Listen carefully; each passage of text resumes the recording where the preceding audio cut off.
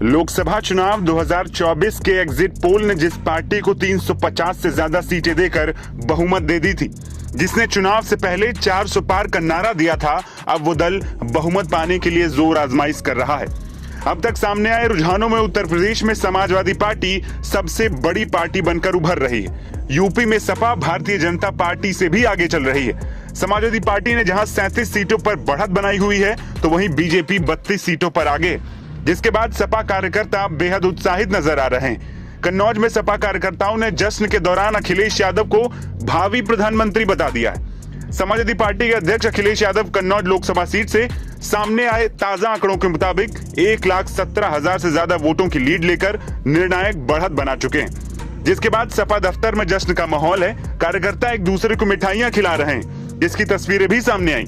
सपा कार्यकर्ता अखिलेश यादव जिंदाबाद के नारे तो लगा ही रहे हैं, साथ ही अखिलेश यादव को इंडिया गठबंधन की बहुमत आने पर प्रधानमंत्री भी बता रहे हैं। नहीं, जो ये इंडिया गठबंधन जो तय करेगा वही प्रधानमंत्री बनेगा।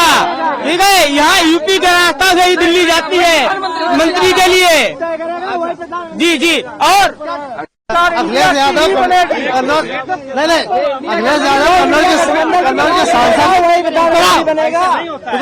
अखिलेश यादव कन्नौज के सांसद ही नहीं बल्कि दिल्ली के पीएम बनने ही जा रहे हैं और बनेंगे ही, क्योंकि उनका विकास का रास्ता, रोजगार, युवाओं को रोजगार और सब कुछ किया है। वोट कन्नौज की जनता के लिए वोट से उनका रेट पूरा नहीं होगा, क्योंकि उनको प्रधानमंत्री बनाना चाहिए।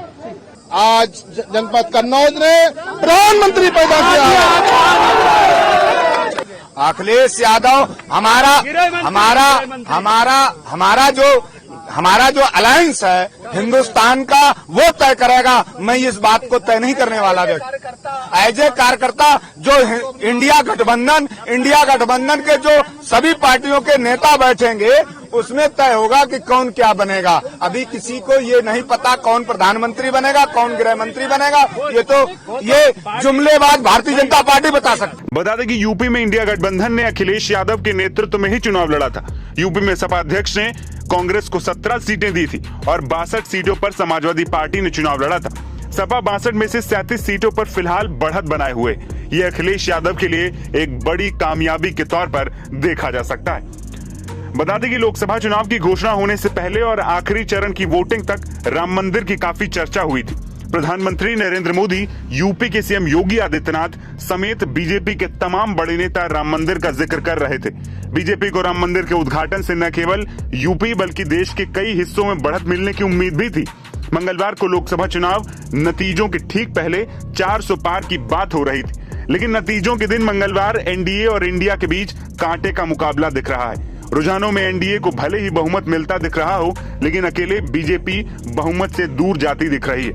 बीजेपी फैजाबाद की सीट गंवाने की कगार पर खड़ी है, यानी कुल मिलाकर देखें तो तीसरी बार बीजेपी सरकार में आ सकती है, लेकिन यूपी के नतीजे उसकी धड़कनें जरूर बढ़ा रहे होंगे।